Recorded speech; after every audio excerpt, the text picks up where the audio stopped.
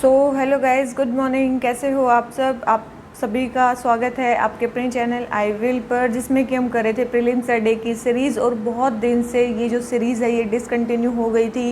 अब हम क्या करेंगे, जितना भी बैकलॉग है हम को केवल और केवल प्रीलिम्स डे की सीरीज़ में टोटल 10 क्वेश्चंस लेते थे। तो जब तक हमारा बैकलॉग ख़त्म नहीं हो जाता तब तक हम 10 की जगह अब 20 क्वेश्चंस करेंगे नेक्स्ट 10 डेज तक।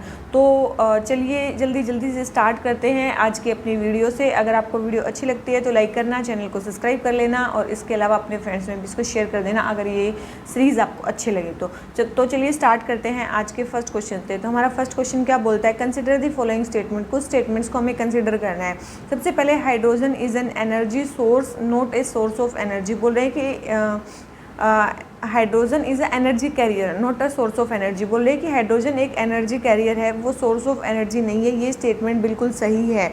ये स्टेटमेंट बिल्कुल सही है। हाइड्रोजन एक टाइप का, ठीक है, एक एनर्जी कैरियर है, ये एक फ्यूल नहीं है। ठीक है, एक सोर्स ऑफ एनर्जी नहीं है, ये एक एनर्जी कैरियर है। सेकेंड है, fuel cell based vehicles most commonly combine hydrogen and oxygen to produce electricity to power the electric motor on board. बोल रहे हैं कि जो फ्यूल सेल बेस्ड व्हीकल्स होते हैं, फ्यूल सेल बेस्ड व्हीकल होते हैं, वो मेनली हाइड्रोजन और ऑक्सीजन को कंबाइन करते हैं इलेक्ट्रिसिटी को प्रोड्यूस करने के लिए, इलेक्ट्रिक मोटर को पावर करने के लिए। ये स्टेटमेंट भी हमारी क्या है, बिल्कुल सही है। फ्यूल सेल बेस्ड व्हीकल्स में भी फ्यूल सेल यही करता है।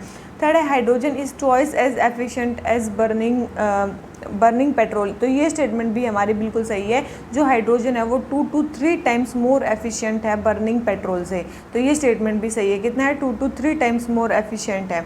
ये स्टेटमेंट भी बिल्कुल सही है, क्योंकि जो इलेक्ट्रिकल केमिकल रिएक्शन होता है ना, जो इलेक्ट्रिक केमिकल रिएक्शन होता है वो मच मोर एफिशिएंट होता है कंबशन से। हमेशा ध्यान रखना,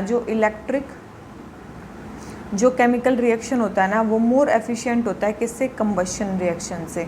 ठीक है, तो इसीलिए ये स्टेटमेंट हमारी करेक्ट है। तो हमें बतानी है कौन सी स्टेटमेंट करेक्ट स्टेटमेंट। तो हमारी तीनों ही स्टेटमेंट इसके बारे में क्या है, करेक्ट है। तो हमारा आंसर इसका क्या हो गया, सी। ठीक है, हाइड्रोजन के बारे में। तो क्वेश्चन नंबर फर्स्ट आंसर हो गया सी। आ जाते हैं क्वेश्चन नंबर सेकंड पे। क्वेश्चन नंबर सेकंड हमें क्या बोलता है, which of the following is most important factor for the formation of smoke. देखो ये सारे ही फैक्टर्स हैं, लेकिन स्मोक बनने के लिए सबसे इंपॉर्टेंट फैक्टर इनमें से क्या है। देखो, फोग प्लस स्मोक है ना। स्मोक किससे बनता है, स्मोक प्लस फोग से। ठीक है, स्मोक प्लस फोग से। तो स्मोक ये सबसे इम्पोर्टेंट फैक्टर है स्मोक बनने के लिए। ठीक है, तो एयर पोल्यूटेंट के रिसोर्सेज होना, presence of many air pollutant resources होना, ये इंपॉर्टेंट फैक्टर है, मोस्ट इंपॉर्टेंट फैक्टर है स्मोक बनने के लिए। ठीक है, स्मोक आप सभी को होता है स्मोक प्लस फोग से बनता है। तो फोग तो मेनली जो है सर्दियों में हो जाता है, लेकिन अगर स्मोक वहाँ पे नहीं होगा तो वहाँ पे स्मोक नहीं बन पाएगा। तो स्मोक जो है वो किससे बनता है, वहाँ पे एयर पोल्यूटेंट के रिसोर्स होने चाहिए। तो हमारा क्वेश्चन नंबर सेकेंड हो गया कंप्लीट, आंसर हो गया सी। आ जाते हैं नेक्स्ट क्वेश्चन पे। नेक्स्ट क्वेश्चन हमें क्या बोलता है, डार्क मैटर और डार्क एनर्जी के बारे में बात करनी है। सबसे पहले है, dark energy is a mysterious force that drive the accelerating expansion of the universe. बोले कि जो डार्क एनर्जी है एक मिस्टीरियस फोर्स है जो एक्सेलरेटिंग एक्सपेंशन ऑफ यूनिवर्स को ड्राइव करती है। तो आपको ये स्टेटमेंट पता होगी, बिल्कुल सही स्टेटमेंट है भाई। डार्क एनर्जी एक मिस्टीरियस टाइप की फोर्स है जो एक्सपेंशन ऑफ यूनिवर्स को एक्सेलरेट कर रही है। सेकेंड है, dark matter interacts with the universe through it's gravity. बिल्कुल, डार्क मैटर जो है अपनी ग्रेविटी से यूनिवर्स के साथ इंटरेक्ट करता है। ये स्टेटमेंट भी बिल्कुल सही है। थर्ड है, डार्क एनर्जी कंस्टिट्यूट रफली 27% and dark matter constitute 68% of the universe. तो याद रखना, उल्टा दे रखा है। जो डार्क एनर्जी है वो यूनिवर्स का 68% फॉर्म करती है और जो डार्क मैटर है वो अप्रोक्स 27% फॉर्म करता है इस यूनिवर्स का। ठीक है, तो ये दोनों ही स्टेटमेंट क्या दे रखी है, हमारी उल्टी दे रखी है। तो थर्ड स्टेटमेंट रॉन्ग होगी, first and second statement correct होगी। और हमें बतानी है कितनी, क्या केवल और केवल हमें करेक्ट स्टेटमेंट बतानी है। तो केवल 2 ही स्टेटमेंट जो है वो हमारी इसमें क्या है, करेक्ट है। ठीक है, ये आपको मैप दिख रहा होगा। ये मैप किस चीज़ का है, ये बता रखा है कि टोटल यूनिवर्स किस किस चीज़ से बना हुआ है। डार्क एनर्जी कितनी है उसमें, 68% अप्रोक्स। डार्क मैटर कितना है, 26%। और ऑर्डिनरी मैटर कितना है, 4% के आसपास। ठीक है, तो ये 3 चीज़ से मेनली जो यूनिवर्स है वो बना हुआ है। उसमें डार्क मैटर का वो कितना है, डार्क एनर्जी का मैटर कितना है। ठीक है, ध्यान रखना इसको। ये और देखो कि भाई डार्क एनर्जी और डार्क मैटर में क्या डिफरेंस होता है। देखो, जो डार्क एनर्जी होती है ना वो अभी बताया 68% के आसपास है। ठीक है, यूनिवर्स का सिंगल लार्जेस्ट कंस्टिट्यूएंट है। और यूनिवर्स को अपार्ट करने में, यूनिवर्स के एक्सपेंशन में जो हेल्प करती है वो डार्क एनर्जी होती है, ठीक है। यूनिवर्स को अपार्ट करने में ये हेल्प करती है। लेकिन जो डार्क मैटर होता है ना, एक तो चीज़ पता चल गई कि सेकंड लार्जेस्ट कंस्टिट्यूएंट है ये। सेकंड चीज़ है ये यूनिवर्स को एक साथ लाने में हेल्प करता है, ठीक है। ये दोनों का मेन काम है कि जो डार्क एनर्जी है वो यूनिवर्स को दूर करती है और जो डार्क मैटर है वो यूनिवर्स को एक साथ लेके आता है। दूसरी चीज़, डार्क एनर्जी जो है वो नॉर्मल मैटर के साथ इंटरेक्ट नहीं करती है, ठीक है। डार्क एनर्जी नॉर्मल मैटर के साथ इंटरेक्ट नहीं करती है, लेकिन जो डार्क मैटर है वो नॉर्मल जो मैटर है उसके साथ इंटरेक्ट करता है बाय ग्रेविटी, ठीक है। इसको फिफ्थ फंडामेंटल फोर्स माना जा सकता है, लेकिन जो डार्क मैटर है उसको कोई एंटी मैटर नहीं माना जा सकता है, उसको ब्लैक होल नहीं माना जा सकता, ठीक है। ये कुछ चीज़ें ध्यान रखना और इनके बारे में, ठीक है। तो हमारा ये वाला क्वेश्चन हो जाता है कंप्लीट। क्वेश्चन नंबर 3 आ जाते हैं क्वेश्चन नंबर 4 पे। क्वेश्चन नंबर 4 हमें क्या बोलता है, बोल रहे हैं कि the revision of electoral roll is conducted by election commission of India annually. जो इलेक्टोरल रोल का जो क्या होता है वो रिवीजन होता है वो इलेक्शन कमीशन ऑफ इंडिया करता है एनुअली। तो ये स्टेटमेंट क्या है हमारी, बिल्कुल सही स्टेटमेंट है भाई, करता है, ठीक है। सेकंड है the amended election laws in India allows for qualifying dates every year to get included in electoral roll. ये स्टेटमेंट भी बिल्कुल सही है। नए जो अमेंडेड इलेक्शन लॉज हैं उनके अकॉर्डिंग 4 ऐसी डेट, क्वालिफाइंग डेट रख दी गई हैं जब आप इलेक्टोरल रोल में इंक्लूड हो सकते हो। वो 4 डेट कौन कौन सी हैं, 1 जनवरी, ठीक है, 1 अप्रैल, 1 जुलाई एंड 1 अक्टूबर, ठीक है, एंड 1 अक्टूबर। ये सारी डेट्स हैं जब आप क्या कर सकते हो, इलेक्टोरल रोल में इंक्लूड हो सकते हो। थर्ड है one can find the final electoral roll on the state electoral officers website. बिल्कुल सही स्टेटमेंट है। आप फाइनल इलेक्टोरल रोल कहाँ मिल सकता है, स्टेट के चीफ इलेक्टोरल ऑफिसर्स की वेबसाइट पे मिल सकता है। तो ये स्टेटमेंट भी हमारी सही है। तो तीनों ही स्टेटमेंट हमारी इसके बारे में सही है और हमें बताने हैं करेक्ट स्टेटमेंट। तो तीनों ही स्टेटमेंट हमारी इसके बारे में क्या है, करेक्ट है, ठीक है। तो ये क्वेश्चन भी हो जाता है हमारा कंप्लीट। आ जाते हैं अपने नेक्स्ट क्वेश्चन पे। नेक्स्ट क्वेश्चन हमें क्या बोलता है, ओजोन के बारे में बताना है। सबसे पहले है ozone is mainly found between 10 to 50 kilometre from earth surface. Earth surface से 10 से 50 किलोमीटर के उसमें पाई जाती है जो हमारी ओजोन है। तो ये स्टेटमेंट बिल्कुल सही है। सेकंड है hydrofluorocarbon do not cause much damage to the ozone. बिल्कुल सही स्टेटमेंट है। हाइड्रोफ्लोरोकार्बन जो है वो ओजोन को डैमेज नहीं करते हैं, लेकिन ये पावरफुल ग्रीन हाउस गैसेज हैं। बिल्कुल इसी के लिए, इसी को रिड्यूस करने के लिए कौन सा अमेंडमेंट लाया गया था, किगाली अमेंडमेंट लाया गया था, मैंने बताया था। मॉन्ट्रियल प्रोटोकॉल में ये किया गया था जिसमें एलिमिनेट करना था हमें, क्या 100% हाइड्रोफ्लोरोकार्बन को एलिमिनेट करना था, नहीं, हमें 80 to 90% हाइड्रोफ्लोरोकार्बन को रिड्यूस करना था 2050 तक। तो ये स्टेटमेंट हमारी क्या होगी, रॉन्ग होगी। ये टारगेट हमारा रॉन्ग दे रखा है, लेकिन किगाली अमेंडमेंट मॉन्ट्रियल प्रोटोकॉल के लिए आया था, हाइड्रोफ्लोरोकार्बन को रिड्यूस करने के लिए आया था। क्योंकि मॉन्ट्रियल प्रोटोकॉल में बोला गया था कि जो क्लोरोफ्लोरोकार्बन हैं उनको हमें केवल रिड्यूस करना है, क्योंकि वो ओजोन को क्या करते हैं, डिप्लीट करते हैं। लेकिन हम हाइड्रोफ्लोरोकार्बन्स को यूज़ कर सकते हैं। लेकिन बाद में पता चला कि हाइड्रोफ्लोरोकार्बन जो है ओजोन को तो डिप्लीट नहीं कर रहे हैं, लेकिन ये पावरफुल क्या है, ग्रीन हाउस गैसेज हैं। तो हमें इनको भी कम करना पड़ेगा, इनके भी यूज़ को कम करना पड़ेगा ताकि ग्रीन हाउस इफेक्ट ना हो सके। तो इसके लिए आया किगाली अमेंडमेंट मॉन्ट्रियल प्रोटोकॉल में, जिसमें 80 से 90 ये टारगेट रखा गया कि हम 80 से 90% जो हाइड्रोफ्लोरोकार्बन है उसको रिड्यूस कर देंगे बाई 2050। तो थर्ड स्टेटमेंट रॉन्ग होगी, सेकंड स्टेटमेंट करेक्ट है, फर्स्ट स्टेटमेंट करेक्ट है। तो पहली 2 स्टेटमेंट हमारी करेक्ट है और थर्ड स्टेटमेंट हमारी क्या है, रॉन्ग है। एक और हमारा आपको पता है ओजोन के लिए एक और कन्वेंशन आया था, 2 तो हमने देख ली, मॉन्ट्रियल प्रोटोकॉल, किगाली अमेंडमेंट, और एक था वियना कन्वेंशन, ठीक है, याद रखना है। वियना कन्वेंशन भी आया था हमारा 1985 में, ठीक है। तो क्वेश्चन नंबर 5 हो गया हमारा कंप्लीट। तो आ जाते हैं अपने किस पे, क्वेश्चन नंबर 6 पे। क्वेश्चन नंबर 6 हमें क्या बोलता है, कंसिडर द फॉलोइंग स्टेटमेंट्स। सबसे पहले है molasses contains sucrose, glucose and fructose. तो आप सभी को पता होगा, बिल्कुल सही स्टेटमेंट है भाई, मोलेसिस में ये सारी चीज़ें होती हैं। सेकंड है ethanol yields from grains are higher than from molasses due to higher starch content in molasses compare to grains. तो हमारी ये स्टेटमेंट क्या है, ये स्टेटमेंट भी करेक्ट है। पहली तो कि ethanol yields from grains are higher than from molasses, ये स्टेटमेंट बिल्कुल सही है कि जो इथेनॉल की इल्ड है वो ग्रेन से ज़्यादा होती है एज़ कम्पेयर टू मोलासिस, ये स्टेटमेंट बिल्कुल सही है। लेकिन वो स्टार्च कंटेंट से ही एसोसिएटेड है, क्योंकि हायर स्टार्च कंटेंट होता है किस में, ग्रेन्स में, ठीक है। तो मोलासिस में कम होता है, तो हायर स्टार्च कंटेंट किस में होता है, ग्रेन्स में होता है, ठीक है। तो ग्रेन्स में ज़्यादा स्टार्च कंटेंट होता है एज़ कम्पेयर टू मोलासिस। तो ये सेकंड, ये कंपैरिजन ये गलत दे रखा है, फर्स्ट स्टेटमेंट ठीक है। थर्ड है India's ethanol program is reliant on single crop, ये स्टेटमेंट हमारे बिल्कुल रॉन्ग है। पहले हमारा इथेनॉल कंटेंट जो था वो डाइवर्सिफाइड नहीं था, लेकिन अभी हमारा इथेनॉल जो प्रोग्राम है वो क्या है, डाइवर्सिफाइड है। जैसे कि मोलासिस से भी हम करते हैं, केन से भी करते हैं, राइस, मेज़, अदर ग्रेन्स का भी इसमें यूज़ किया जाता है। तो ये स्टेटमेंट हमारी क्या होगी, रॉन्ग होगी। तो थर्ड स्टेटमेंट रॉन्ग है, सेकंड स्टेटमेंट भी रॉन्ग है, फर्स्ट स्टेटमेंट हमारी करेक्ट है और हमें बतानी है करेक्ट स्टेटमेंट। तो केवल और केवल हमारी एक ही स्टेटमेंट इसके बारे में क्या है, करेक्ट है, ठीक है। तो क्वेश्चन नंबर फर्स्ट हो गया कंप्लीट। आ जाते हैं क्वेश्चन नंबर सेकंड पे। क्वेश्चन नंबर सेकंड हमें बताना है Gadgil and Kasturirangan committee news में क्यों है।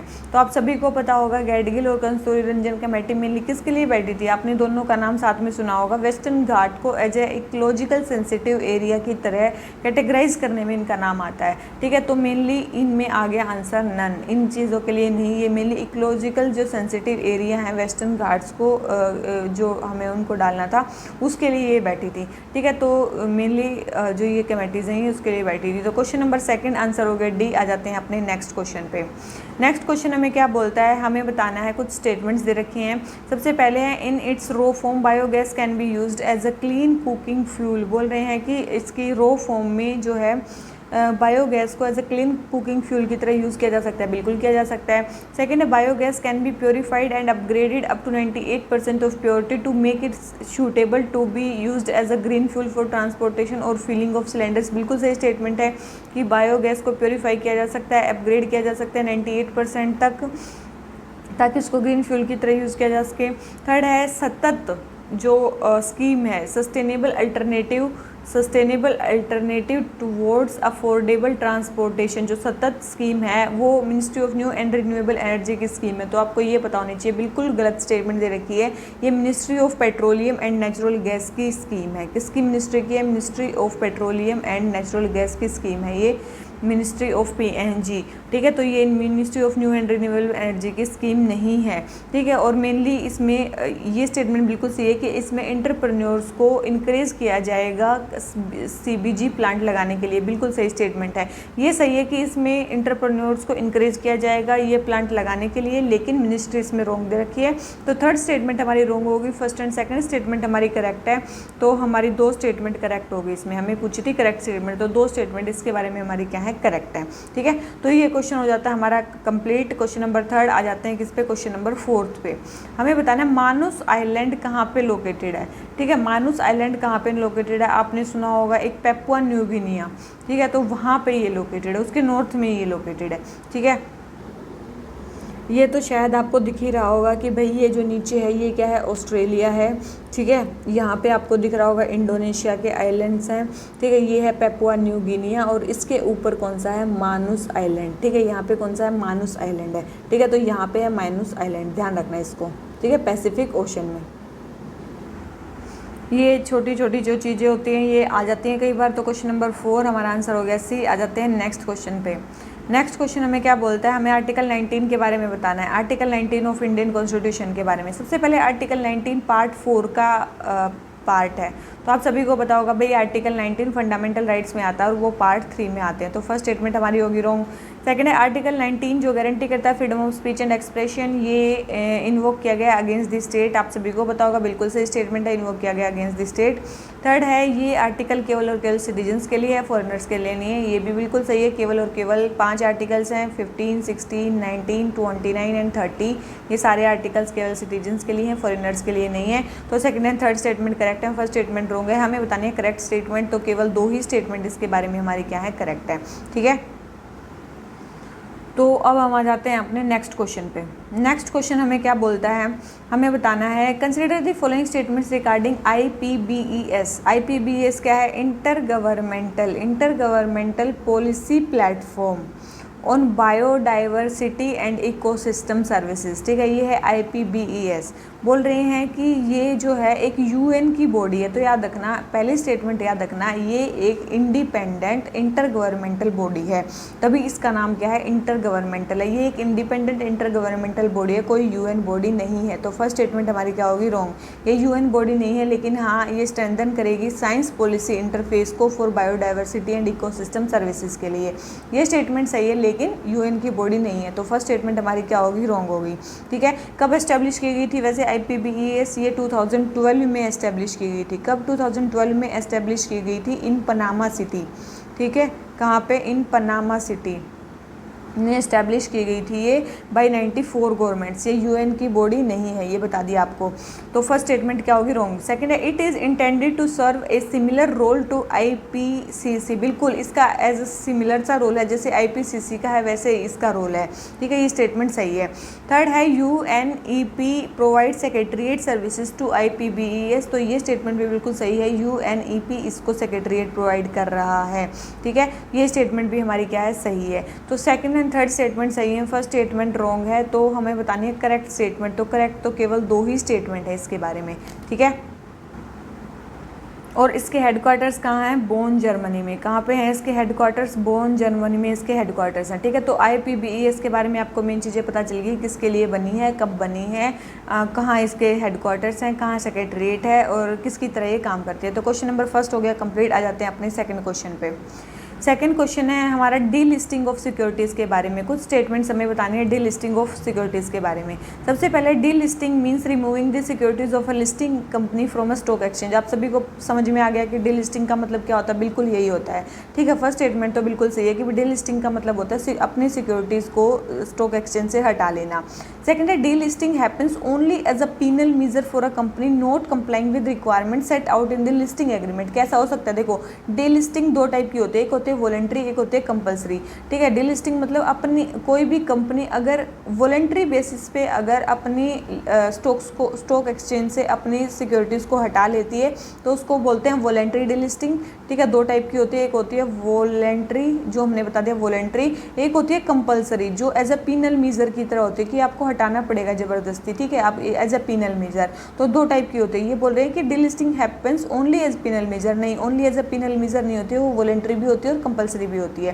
थर्ड है, delisting company needs two by back 100% of total issued share. तो आपको पता होगा, ये पता होना चाहिए कि 100% शेयर नहीं, अप्रोक्स 90% शेयर उनको वापस लेने पड़ते हैं अपने। ठीक है, अप्रोक्स 90% जो शेयर हैं उनको वो बाई बैक करने पड़ते हैं। तो ये स्टेटमेंट हम भी हमारी क्या है, रॉन्ग है। तो थर्ड स्टेटमेंट रॉन्ग है, सेकंड स्टेटमेंट रॉन्ग है, फर्स्ट स्टेटमेंट करेक्ट है। हमें बताना है करेक्ट स्टेटमेंट। तो केवल और केवल इसमें जो हमारी फर्स्ट स्टेटमेंट है वो करेक्ट है। ठीक है, तो डीलिस्टिंग के बारे में आपको पता चल गया डीलिस्टिंग ऑफ सिक्योरिटीज़ क्या होती हैं। तो क्वेश्चन नंबर सेकंड हो गया हमारा कंप्लीट। आ जाते हैं क्वेश्चन नंबर थर्ड पे। स्टेपल्ड वीज़ा के बारे में बताना है। स्टेपल्ड वीज़ा के बारे में बताना है। तो बोल रहे हैं कि stapled visa is a unstamped piece of paper that is attached by pin और staples to a page of passport. ये स्टेटमेंट क्या है हमारी, बिल्कुल सही है। स्टेपल्ड वीज़ा क्या होता है, स्टेपल्ड वीज़ा एक अनस्टैम्प्ड पेपर जोड़ दिया जाता है वीज़ा से। ठीक है, एक पासपोर्ट है, उसके नीचे एक पेज जोड़ दिया जाता है, स्टेपल कर लिया जाता है एक पेन से या किसी चीज़ से जो अनस्टैम्प्ड होता है, तो उसी को बोलते हैं स्टेपल्ड वीज़ा। सेकंड है, like a regular visa stapled visa can not be torn of. देखो अब ये क्या है, केवल पिन से बाउंड है ना, उस पर कोई स्टैंप लगा है, तो उसको टॉर्न भी किया जा सकता है और डिटैच भी किया जा सकता है। तो याद रखना, अनलाइक रेगुलर वीज़ा की तरह नहीं, stapled visa can not be torn of, नहीं उसको फाड़ा जा सकता है। तो ये स्टेटमेंट रॉन्ग है। तो जो स्टेपल्ड वीज़ा है उसको फाड़ा भी जा सकता है, डिटैच भी किया जा सकता है। थर्ड है, the Chinese government reportedly issue stapled visa to Indian citizens from Arunachal Pradesh. ये स्टेटमेंट बिल्कुल सही है कि जो चाइनीज़ गवर्नमेंट है वो रिपोर्टेडली इशू करती है स्टेपल्ड वीज़ा जो अरुणाचल के सिटीजन्स हैं उनके लिए, क्योंकि जो चाइनीज़ गवर्नमेंट है वो अरुणाचल को अपने देश का पार्ट मानती है, वो इंडिया का पार्ट उसको नहीं मानती है। तो थर्ड स्टेटमेंट करेक्ट है, फर्स्ट स्टेटमेंट करेक्ट है और हमें बतानी है करेक्ट स्टेटमेंट। तो फर्स्ट एंड थर्ड स्टेटमेंट जो है वो हमारी इसके बारे में क्या है, करेक्ट है। ठीक है, अभी उतना ज़्यादा न्यूज़ में क्यों है, क्योंकि अभी रिसेंटली इंडिया ने वोल वुशु मार्शल आर्ट है जो वोल वुशु के स्क्वाड को वर्ल्ड यूनिवर्सिटी गेम्स में जाने से रोक दिया है। ठीक है, इंडिया ने विड्रू कर लिया है, वर्ल्ड यूनिवर्सिटी गेम्स में जा रहा था वुशु का मार्शल आर्ट का स्क्वाड, उनको रोक दिया है। क्यों, क्योंकि China in protest over China's decision to give, क्योंकि चाइना उनको क्या दे रहा था, स्टेपल्ड वीज़ा दे रहा था रादर देन स्टैम्प्ड वीज़ा। ठीक है, क्या दे रहा था उनको, स्टेपल्ड वीज़ा दे रहा था rather than stamped visa 3 athletes को जो अरुणाचल प्रदेश से थे वहाँ के। ठीक है, तो फिर उनको यहीं पे एयरपोर्ट पे रोक लिया गया, क्योंकि उनको क्या दिया जा रहा था, स्टेपल्ड वीज़ा दिया जा रहा था in comparison to stamped visa. ठीक है, ये देखो भाई कि कौन सी कंट्री जो है वो स्टेपल्ड वीज़ा को इशू करती हैं। देखो स्टेपल्ड वीज़ा जो है वो बहुत सारी कंट्री इशू करती हैं, उनमें Cuba, Iran, Syria, north Korea, ये सारी कंट्री आती हैं। ठीक है, ये कंट्री जो है चाइना और वियतनाम के सिटीजन्स को स्टेपल्ड वीज़ा देती थी, लेकिन म्यूचुअल एग्रीमेंट के बाद ये जो प्रोसेस है ये स्टॉप कर दी गई।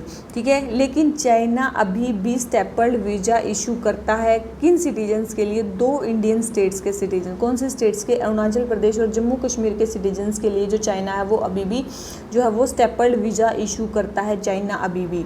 ठीक है, but China does not apply this policy other states हो, मतलब जो अदर स्टेट्स के सिटीजन हैं उनके लिए चाइना ये पॉलिसी अप्लाई नहीं करता, केवल और केवल 2 स्टेट्स के लिए अप्लाई करता है। ठीक है, क्यों, क्योंकि चाइना जो है अरुणाचल प्रदेश को तिब्बत का पार्ट मानता है और तिब्बत की टेरिटरी मेनली चाइना ने कॉन्फिगरेट कर ली है, इसलिए चाइना कंसिडर करता है अरुणाचल प्रदेश को एज देयर पार्ट। ठीक है, और इसीलिए जो अरुणाचल प्रदेश में लोग रह रहे हैं, लेकिन जो लोग अरुणाचल प्रदेश में रह रहे हैं उनको वो चाइनीज़ सिटीजन नहीं मानता है, इसीलिए उनके लिए वो स्टेपल्ड वीज़ा इशू करता है। ठीक है, याद रखना, वो अरुणाचल प्रदेश को अपनी टेरिटरी मानता है लेकिन अरुणाचल प्रदेश के लोगों को अपने सिटीजन नहीं मानता है, तो ये चीज़ मेन है, इसीलिए उनके लिए स्टेपल्ड वीज़ा इशू किया जाता है। तो इसीलिए मेनली जो स्टेपल्ड वीज़ा था ये न्यूज़ में था। तो क्वेश्चन नंबर 3 हमारा आंसर हो गया बी। आ जाते हैं नेक्स्ट क्वेश्चन पे, हमें बताना है टेल स्ट्राइक के बारे में। टेल स्ट्राइक के बारे में सबसे पहले है, a tail strike refers to an incident where the tail of an aircraft hits the ground और strike any other stationary object. आप सभी को पता होगा, बिल्कुल सही स्टेटमेंट है। टेल स्ट्राइक का मतलब होता है जब एयरक्राफ्ट की टेल जो है वो ग्राउंड से स्ट्राइक कर जाती है। ठीक है, बिल्कुल सही है। बोल रहे 90% टेल स्ट्राइक जो है वो टेक ऑफ के टाइम पे होती हैं, तो याद रखना ऐसा बिल्कुल भी नहीं है। अप्रोक्स 65% टेल स्ट्राइक जो होती है वो लैंडिंग के टाइम पे होती हैं। ठीक है, याद रखना, वो टेक ऑफ के टाइम पे नहीं होती है। टेल स्ट्राइक कभी भी हो सकती है, टेक ऑफ के टाइम पे भी हो सकती है, लैंडिंग के टाइम पे भी हो सकती है, तो ये मेनली लैंडिंग के टाइम पे होती हैं। ठीक है, थर्ड है tail strike does not cause any damage. अब भाई टेल स्ट्राइक का अगर डैमेज ही नहीं होगा तो क्या होगा भाई, बिल्कुल उसका डैमेज होता है। टेल स्ट्राइक सिग्निफिकेंट डैमेज करती है एयरक्राफ्ट को, उसको फिर बाद में रिपेयर भी करवाना पड़ता है। तो ये स्टेटमेंट बिल्कुल सही है कि कोई डैमेज नहीं होता है। तो सेकंड स्टेटमेंट रॉन्ग है, थर्ड स्टेटमेंट रॉन्ग है, फर्स्ट स्टेटमेंट करेक्ट है। करेक्ट बतानी है तो केवल और केवल हमारी एक ही स्टेटमेंट इसके बारे में क्या है, करेक्ट है। ठीक है, आ जाते हैं अपने नेक्स्ट क्वेश्चन पे। नेक्स्ट क्वेश्चन हमें क्या बोलता है, border between India and Myanmar runs along. देखो इंडिया और म्यांमार के बीच में बॉर्डर किस किस स्टेट के बीच में, आप सभी को पता होगा, जो ये इधर वाली स्टेट्स है ना, यहाँ पे अरुणाचल, नागालैंड, मणिपुर, मिज़ोरम, ठीक है, इन 4 स्टेट्स में है। तो ठीक है, इन सब में है, और लेकिन त्रिपुरा में नहीं है, ये उससे बाउंड नहीं है। तो फिफ्थ रॉन्ग है, फर्स्ट सेकंड थर्ड फोर्थ है, तो केवल 4 स्टेट से बाउंडेड है। ठीक है, तो इसका आंसर हमारा क्या हो गया, सी। आ जाते हैं अपने नेक्स्ट क्वेश्चन पे। नेक्स्ट क्वेश्चन हमें क्या बोलता है, NTCA के बारे में बताना है। तो हमारी फर्स्ट स्टेटमेंट है, NTCA has been fulfilling it's mandate with in the ambit of wild life protection act 1972। ये स्टेटमेंट बिल्कुल सही है, भी NTCA हमारे मैंडेट को कंप्लीट कर रही है वाइल्ड लाइफ प्रोटेक्शन एक्ट के अंडर रह के, तो बिल्कुल सही स्टेटमेंट है फर्स्ट। सेकंड है, इट्स मैंडेट इंक्लूड्स के मैंडेट में है क्या कि हमें टाइगर प्रोटेक्शन फोर्स को सेटअप करना है और फंड करना है उन रीलोकेशन के लिए विलेजेस की प्रोटेक्टेड एरिया से, तो ये स्टेटमेंट भी हमारी बिल्कुल सही है। थर्ड है, it is headed by prime minister. तो आप सभी को पता होगा इसको हेड कौन करते हैं, ministry of environment, forest and climate change के मिनिस्टर जो हैं वो इसको हेड करते हैं। तो थर्ड स्टेटमेंट हमारी रॉन्ग होगी, फर्स्ट एंड सेकंड स्टेटमेंट हमारी करेक्ट है। हमें बतानी है करेक्ट स्टेटमेंट, तो केवल 2 ही स्टेटमेंट जो है वो हमारी इसके बारे में क्या है, करेक्ट है। आप सभी को पता है क्या है, एक स्टैट्यूटरी बॉडी भी है। ठीक है, वाइल्ड लाइफ प्रोटेक्शन एक्ट के अंडर बनी है, सभी को पता है। तो क्वेश्चन नंबर फर्स्ट आंसर हो गया बी। आ जाते हैं अपने नेक्स्ट क्वेश्चन पे। नेक्स्ट क्वेश्चन हमें क्या बोलता है, in humans conjunctivitis mainly affects, commonly affects, क्या आप सभी को पता है आजकल फैला हुआ है, आइज़ को अफेक्ट करता है। ठीक है, इसमें तो कोई बहुत ज़्यादा है नहीं। आ जाते हैं नेक्स्ट क्वेश्चन पे। नेक्स्ट क्या है, माइग्रेन एक डिजीज़ है जो एक होती है हाइपर सेंसिटिव ब्रेन से। तो हमें बताने हैं कौन से फैक्टर ट्रिगर करते हैं माइग्रेन को। तो सारे ही फैक्टर करते हैं भाई, हंगर, हार्मोनल इम्बैलेंस, डाइट जिसमें अल्ट्रा प्रोसेस्ड फूड हो, ब्राइट लाइट्स, बड़ी ज़्यादा साउंड, स्ट्रॉन्ग स्मेल, ये सारी ही चीज़ें कर सकती हैं। तो हमें बतानी है करेक्ट स्टेटमेंट। तो सारी ही स्टेटमेंट इसके बारे में क्या करेक्ट है। सारी चीज़ें माइग्रेन को और ज़्यादा बढ़ा सकती हैं। आ जाते हैं नेक्स्ट क्वेश्चन पे। नेक्स्ट है हमें कुछ स्टेटमेंट्स को कंसिडर करना, देख लेते हैं भाई।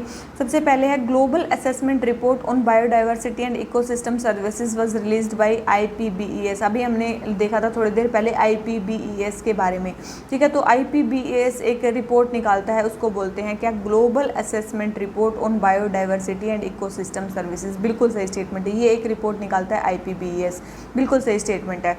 सेकंड है world network of biosphere reserve is created by UNEP। तो आप सभी को पता होगा world network of biosphere reserve को कौन क्रिएट करता है, यूनेस्को। UNEP नहीं, यूनेस्को, जो 1971 में मतलब world network of biosphere reserve 1971 में क्रिएट किया था यूनेस्को ने, ठीक है। तो ये स्टेटमेंट हमारी क्या होगी, रॉन्ग होगी कि इसको UNEP क्रिएट करता है, नहीं, इसको यूनेस्को क्रिएट करता है। थर्ड है नीलगिरी बायोस्फीयर रिजर्व को फर्स्ट बायोस्फीयर रिजर्व डेजिग्नेट किया गया था इंडिया में। आप सभी को पता होगा भाई, ये बिल्कुल इंपॉर्टेंट स्टेटमेंट है।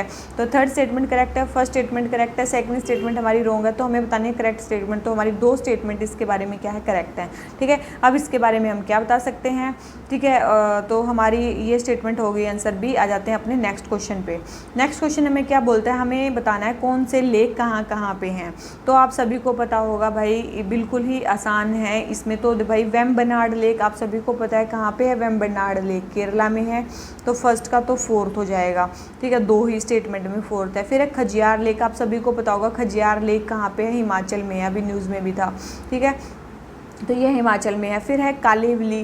काली वैली जो है, आप इन नाम देख के पढ़ो कि ये कहाँ लग सकता है आपको, ठीक है। तो काली वैली कहाँ पे है, तमिलनाडु जैसा नाम है, ठीक है। तो ये साउथ इंडिया जैसा नाम है। और काचियो पालरी, ये क्या है, नॉर्थ ईस्ट जैसा नाम है। तो ये कहाँ पे है, सिक्किम में है, ठीक है। तो ध्यान रखना, ये इधर से इधर है, ये सारे लेक्स के नाम है, ये कहाँ कहाँ पे है वो आपको पता चल गया है। तो इसका आंसर हमारा क्या हो जाता है, ए, ठीक है।